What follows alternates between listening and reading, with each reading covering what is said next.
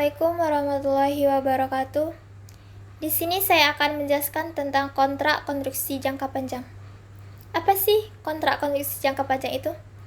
Kontrak konstruksi jangka panjang itu adalah kontrak yang secara khusus dinegosiasikan untuk konstruksi suatu aset tunggal seperti bangunan, jalan, bendungan, atau beberapa aset yang saling berhubungan satu dengan yang lainnya dalam rancangannya, dalam teknologinya, dalam fungsinya, bahkan dalam tujuan penggunanya itu sama. Contohnya seperti kilang minyak. Kontrak konstruksi jangka panjang itu diatur dalam PSAK 34 revisi tahun 2010.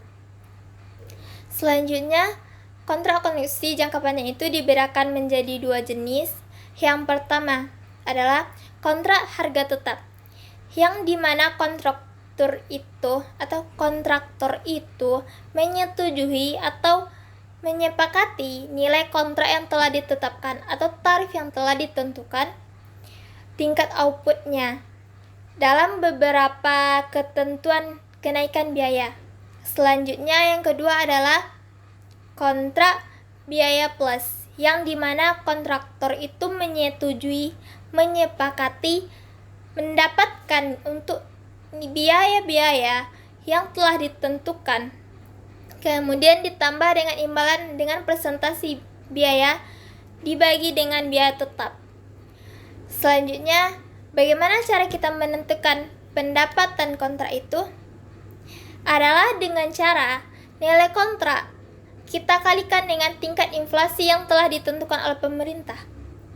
Contohnya, diketahui nilai kontrak PT ABC itu adalah 2 miliar. Kemudian diketahui lagi tingkat inflasi yang telah diumumkan oleh pemerintah itu ada 7%. Jadi tinggal kita kalikan 2 miliar dikali dengan 7%, sehingga dapatlah hasil 140 juta rupiah. Begitulah cara penentuan pendapatan kontrak. Selanjutnya, pengakuan pendapatan beban kontrak itu dibedakan menjadi dua metode atau dua cara. Yang pertama adalah metode presentasi penyelesaian, yang dimana perusahaan mengakui pendapatan, beban, bahkan mengakui labanya di setiap periode-periodenya. Selanjutnya yang kedua adalah metode atau cara biaya terpulihkan. Metode ini dilakukan apabila metode atau cara penyelesaian yang tadi tidak memenuhi syarat-syarat tertentunya. Maka metode ini dapat mengakui pendapatan dan biaya kontraknya. Adapun beberapa ciri-ciri atau beberapa syarat terpenuhinya penyelesaian metode yang pertama tadi. Yang pertama syaratnya itu total pendapatan kontrak itu dapat diukur secara andal. Yang kedua adalah kemungkinan besar manfaat ekonomisnya itu berhubungan dengan kontrak tersebut. Selanjutnya yang ketiga adalah biaya kontrak yang telah menyelesaikan kontraknya dan tahap-tahap yang diukur secara andal juga. Yang keempat dan yang terakhir itu adalah biaya kontrak yang diatribusikan pada kontrak dapat diidentifikasi dengan jelas dan diukur secara andal juga, sehingga kontrak aktual itu dapat dibandingkan dengan estimasi sebelumnya. Baiklah, selanjutnya kita akan mencari metode presentasi penyelesaian. Yang pertama itu ada dengan metode cost to cost basis, yang artinya itu proporsi biaya yang timbul. Ini merupakan salah satu yang sering menjadi favorit pencarian metode penyelesaian. Di sini ada satu contoh yaitu PT Buana Karya merupakan kontraktor yang berspesialisasi dalam pembangunan jalan saat ini, mempunyai kontrak untuk membangun jalan senilai 18 juta rupiah. Estimasi biaya kontrak adalah 16 juta rupiah. Periode pekerjaan memakan waktu selama 3 tahun. Pada akhir tahun kedua itu, estimasi biaya kontrak itu meningkat dari 16 juta rupiah menjadi 16 juta 200 juta rupiah. Oke, di sini kita akan mencarinya. Yang pertama, kita bisa lihat di sini. Di sini ada data-data PT Buana. Yang ini diketahui dalam jumlah ribuan rupiah ya. Kemudian kita bisa lihat di sini biaya kontrak yang terjadi pada tahun pertama itu ada 4 juta. Pada tahun kedua itu ada 11.664.000 rupiah. Dan tahun ketiga itu ada 16.200.000 rupiah. Selanjutnya, pada data tersebut biaya kontrak untuk menyelesaikannya pada tahun pertama itu ada 12 juta rupiah. Pada tahun kedua adalah 4.536.000 rupiah. Pada tahun ketiga itu tidak ada. Selanjutnya, tagihan termin. Pada tahun pertama itu ada 3.600.000 rupiah. Pada tahun kedua itu ada 9.600.000 rupiah. Dan pada tahun ketiga itu ada 4.800.000 rupiah. Selanjutnya datanya itu penerimaan kas. Pada tahun pertama itu ada kasnya 3 juta. Dan tahun kedua itu ada 7 juta. Dan tahun ketiga itu ada 8 juta. Oke, di sini kita akan menghitung penyelesaian pekerjaan konstruksinya dulu. Di sini kita sudah dilampirkan harga kontrak pada tahun pertama itu sesuai dalam soal tadi, yang dimana harganya itu 18 juta rupiah. Itu sama dari tahun pertama, kedua, dan ketiganya itu sama. Selanjutnya dikurangi dengan estimasi biaya. Biaya yang pertama itu dikurangi dengan biaya kontrak yang terjadi. Biaya kontrak terjadi ini kita ambil dari biaya kontrak untuk kontrak yang terjadi di sini. Bisa dilihat ada 4 juta, ada 11.664.000 rupiah, dan juga ada 16.200.000 rupiah. Jadi tinggal kita catat di sini sesuai yang di atas. Selanjutnya biaya kontrak untuk menyelesaikannya itu tinggal kita kurangin dari 18 juta dikurang 4 juta menjadi hasilnya itu 12 juta rupiah. Sama seperti tahun pertama, tahun kedua juga begitu. 18 juta dikurang 11.664.000 rupiah. Kemudian dapatlah hasilnya 4.536.000 rupiah. Dan selanjutnya pada tahun ketiga 18 juta kita kurangin dengan, karena di sini tidak ada, berarti dia tetap tidak ada pengurangan. Selanjutnya untuk mencari biaya kontrak untuk menyelesaikannya itu udah dapat hasil yang tadi. Kemudian untuk estimasi total kontrak itu tinggal kita tambahkan Dari 4 juta kita tambahkan ke 12 juta sehingga menjadi 16 juta. Sama juga seperti tahun kedua juga seperti itu. 11 juta 664 ribu rupiah kita tambahkan dengan 4 juta 536 ribu rupiah sehingga menjadi 16 juta 200 ribu rupiah. Begitu juga dengan tahun ketiga, 16 juta 200 ribu rupiah ditambahkan, ini karena tidak ada nilai biaya untuk penyelesaian itu, sehingga kita turunkan aja nilai 16 juta 200 ribu rupiah. Selanjutnya, untuk estimasi laba kotor, ini tinggal kita kurangin dari 18 juta dikurang dengan nilai estimasi total biaya kontraknya 16 juta sehingga mendapat hasil 2 juta. Di tahun kedua juga begitu, 18 juta kita bagiin kita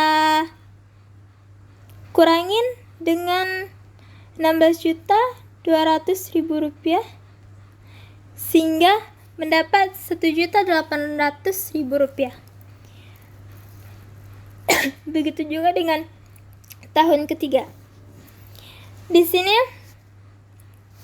presentasi penyelesaian ini di tahun pertama kita mendapatkan 25%, di tahun kedua kita mendapatkan 75%, sedangkan di tahun ketiga kita mendapatkan 100%. Persentase penyelesaian ini kita dapatkan dari biaya kontrak yang terjadi, kita bagikan dengan estimasi total biaya kontrak sehingga mendapatkan 25% di tahun pertama, 72% di tahun kedua, dan 100% di tahun ketiga. Kemudian kita buat jurnal. Yang pertama, jurnal itu untuk mencatat biaya konstruksinya itu pekerjaan dalam proses kita debitkan. Pada tahun pertama itu ada 4 juta. Selanjutnya material kas atau utang atau lainnya itu 4 juta juga, tapi di sebelah kreditnya. Selanjutnya di tahun kedua itu 7 juta 664 ribu rupiah pada pekerjaan proses dan material kas utang lainnya. Pada tahun ketiga 4 juta 536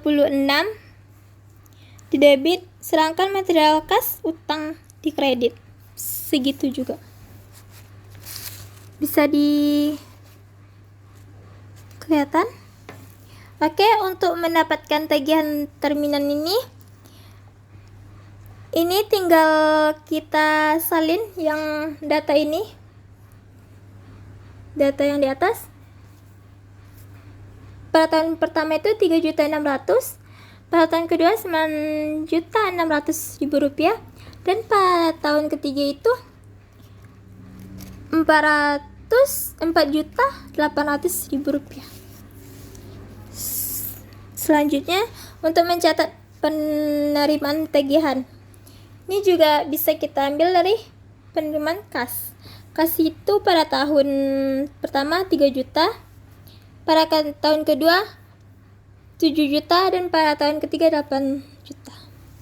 Oke. Baik, selanjutnya kita akan menghitung estimasi pendapatan, beban, dan laba yang diakui oleh PT Buana Karya. Di sini pada tahun pertama pendapatannya itu 4.500.000 rupiah.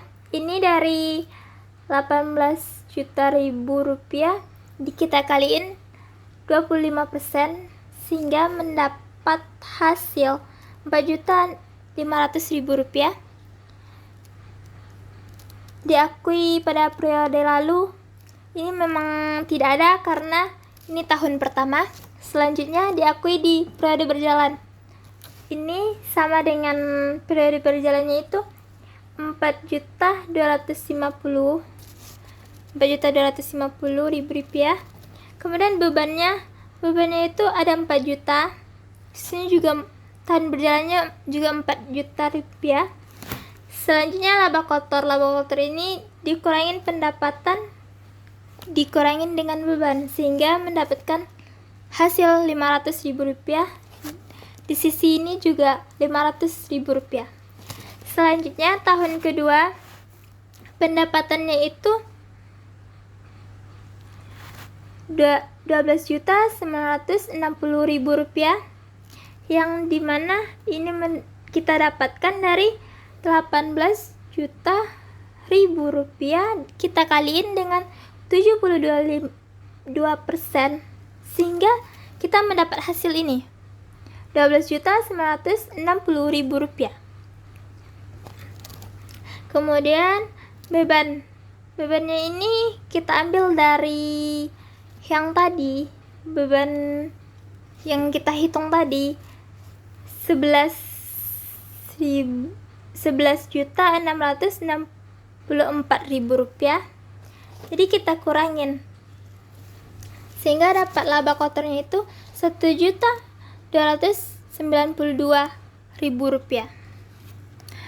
Dan selanjutnya diakui di periode lalu, maksudnya di periode sebelum periode ke tahun kedua ini kan tahun pertama, jadi kita pindahkan yang ini ke sini, yang 4.500.000 rupiah dikurangin 4 juta rupiah sehingga dapat hasilnya 500.000 rupiah.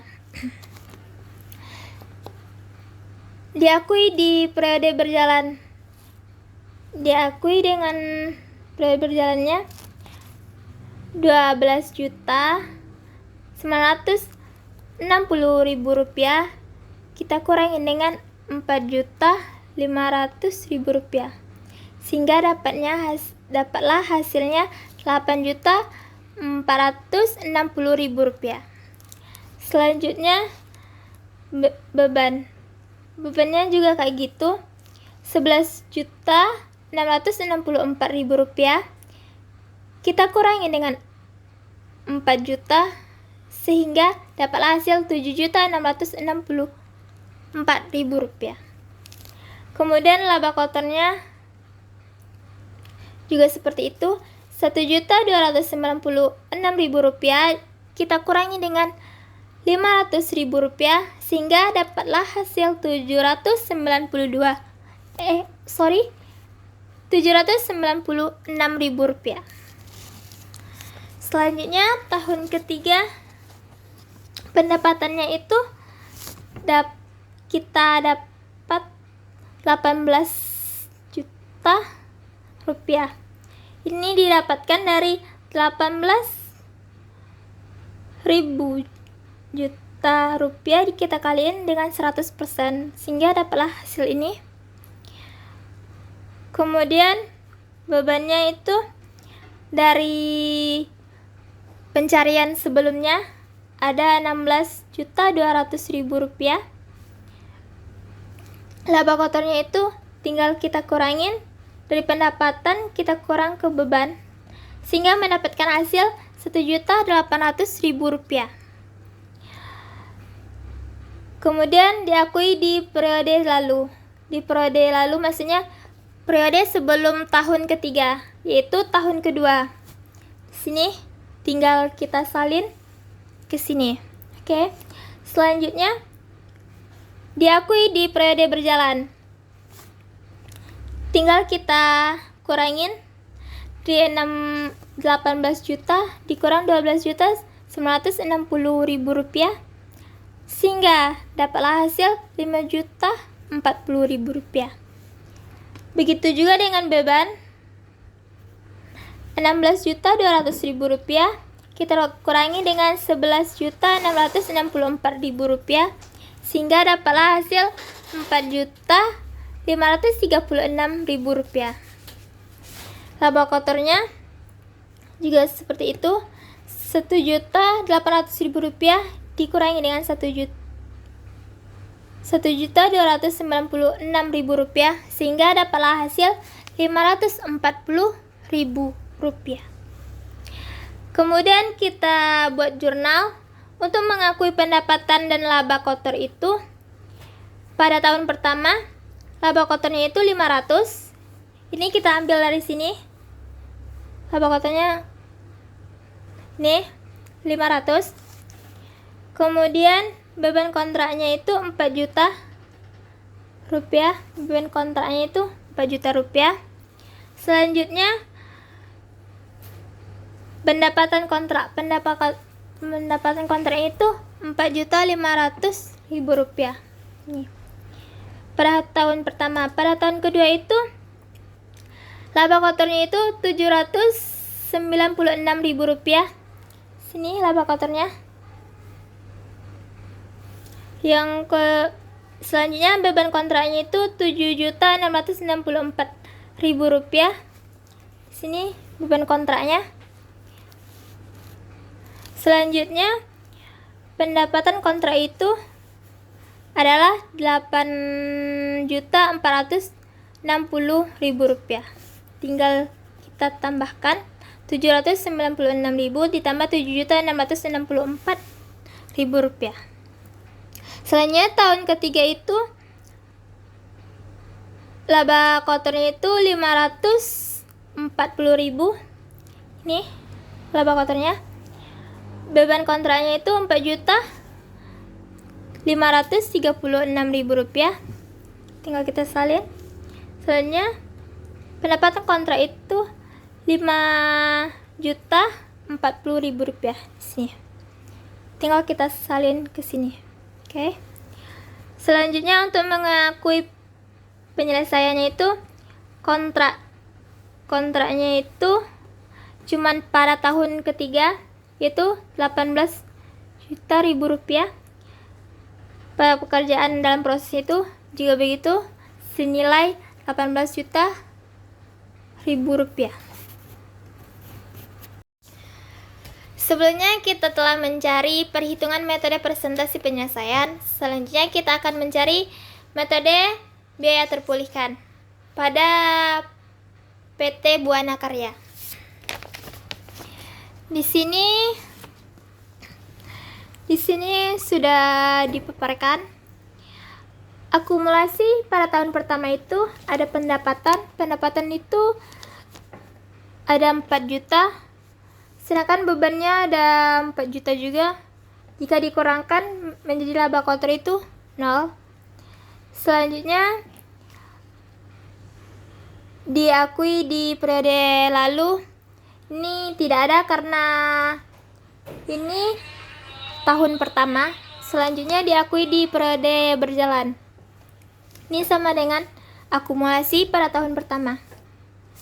Selanjutnya tahun kedua. Di sini ada pendapatan ada 11.664.000 rupiah dan ada beban 11.664.000 rupiah. Jika kita kurangkan maka dapat hasilnya 0 pada laba kotor. Selanjutnya diakui di periode lalu. Di periode lalu maksudnya di periode sebelum tahun kedua, yaitu tahun pertama. Nih 4 juta. Kita pindahkan ke angkanya ke sini. Selanjutnya diakui di periode berjalan. Diakui di periode berjalan ini maksudnya itu akumulasi kita dikurangkan dengan diakui di periode lalu. 11.664.000 rupiah kita kurangin dengan 4 juta rupiah. Sehingga kita mendapatkan hasil 7.664.000 rupiah. Sama dengan beban juga seperti itu. Sehingga dapatlah hasil laba kotornya itu 0. Selanjutnya pada tahun ketiga, di sini ada pendapatan di sini 18 juta ribu rupiah kita kaliin 100%, sehingga mendapatkan hasil 18 juta rupiah. Kemudian beban ini kita ambil dari perhitungan sebelumnya, yaitu 16.200.000 rupiah. Terus kita kurangkan sehingga menjadi laba kotor itu 1.800.000 rupiah.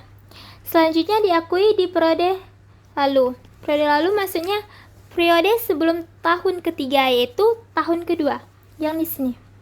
Oke, kita pindahkan ke sini.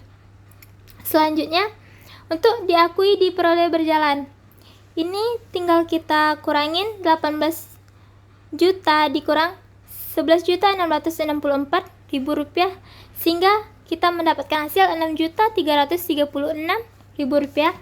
Selanjutnya beban juga begitu, 16.200.000 rupiah kita kurangin dengan diakui di periode lalu itu 11.664.000 rupiah, sehingga kita mendapatkan hasil 4.536.000 rupiah. Jika kita kurangin sehingga dapatnya 1.800.000 rupiah, sama dengan akumulasinya tahun ketiga. Selanjutnya kita akan membuat jurnal. Di sini untuk mengakui pendapatan dan beban terkait. Ada pekerjaan dalam proses itu pada tahun pertama tidak ada, tahun kedua juga tidak ada, dan tahun ketiga ada sebesar 1.018.000 rupiah. Selanjutnya beban kontrak pada tahun pertama itu ada 4 juta. Pada tahun kedua itu ada 7.664.000 rupiah. Selanjutnya pada tahun ketiga itu ada 4.536.000 rupiah. Selanjutnya ada pendapatan kontrak 4 juta di tahun pertama dan 7.664.000 rupiah di tahun kedua. Selanjutnya juga tahun ketiga 6.336.000 rupiah. Selanjutnya untuk mengakui penyelesaian kontrak itu ada termin. Pada tahun pertama kedua itu tidak ada, sehingga pada tahun ketiga ada 18 juta ribu rupiah. Pekerjaan dalam proses itu sebesar itu juga 18 juta ribu rupiah. Sekian penjelasan saya tentang metode biaya terpulih ini, dan juga sekian presentasi tentang kontrak konstruksi jangka panjang. Lebih dan kurang saya mohon maaf. Assalamualaikum warahmatullahi wabarakatuh.